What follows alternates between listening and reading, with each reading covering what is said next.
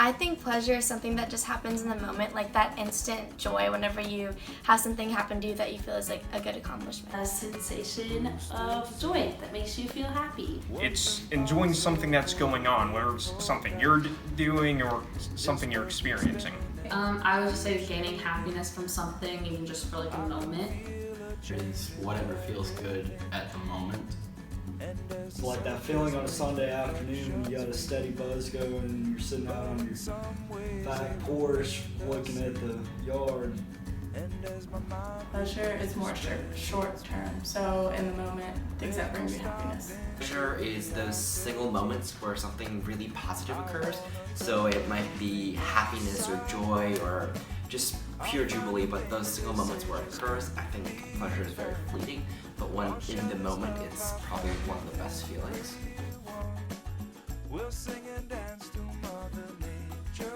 Happiness is more of a generally long-term or kind of overall mood for a certain longer period of time. But happiness is really getting to a point where you do not desire anymore.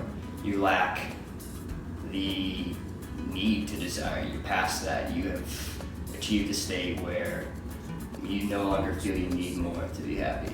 It's not the culmination of things, objects, whatever you want. It's the extermination of all your desires. You're just content. Is when you're completely satisfied with everything in your life. You have no regrets. You're satisfied with your mental state, your physical state, just everything is good. You're zen. Happiness is more of a state of mind. A state of being, and it's a longer term thing of overall enjoying things and being able to see the positive things rather than the negative. Satisfied in your life.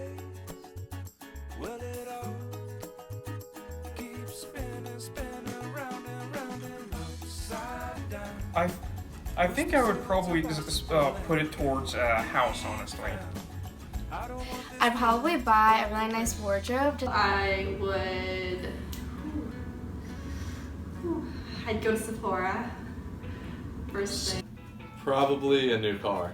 A new car. Not new, but a Dodge Charger. I think I'd want to buy an island, if that makes sense. I'd buy both. I have always wanted to open an orphanage. That sounds awesome, so I probably would start there. You're the nicest person I've ever met.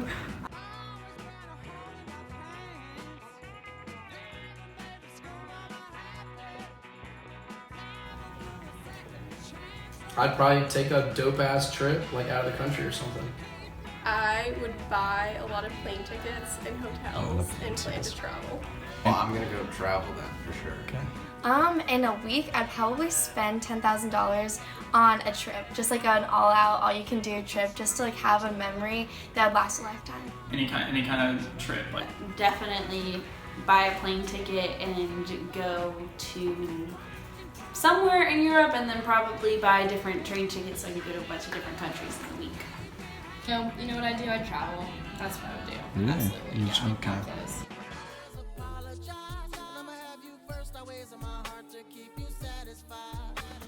Those students were able to differentiate pleasure and happiness by defining pleasure more as a momentary burst of joy and happiness as maintaining a positive long-term state of mind. They did not fail to exemplify the classic consumerism habits of Americans.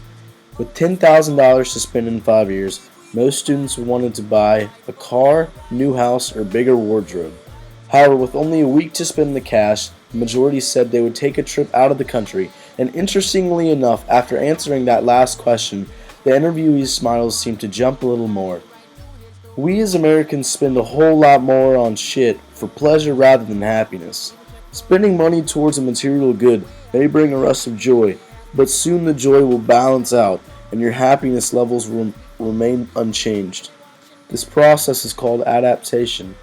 Yet if we spend our money towards experiences, our levels of happiness can actually rise. Experiences help us learn and grow internally, thereby increasing our potential for achieving a happier state of mind. British research found that the average 10-year-old owns 238 toys, but plays with just 12 daily. The average American woman owns 30 outfits, one for every day of the month, and in 1930 that figure was 9. The average American family spends $1,700 on clothes annually, while the average American throws away 65 pounds of clothing per year. Nearly half of American households don't save any money, but our homes have more television sets than people, and those television sets are turned on more than a third of the day. Some reports indicate we consume twice as many material goods today as we did 50 years ago. Americans donate 1.9% of their income to charitable causes, while 6 billion people worldwide live on less than $13,000 a year. Americans spend more on shoes, jewelry, and watches, $100 billion, than on higher education. And women will spend more than 8 years of their lives shopping. Americans spend $1.2 trillion annually on non-essential goods. In other words, items they do not need. Oh, have I got your attention now?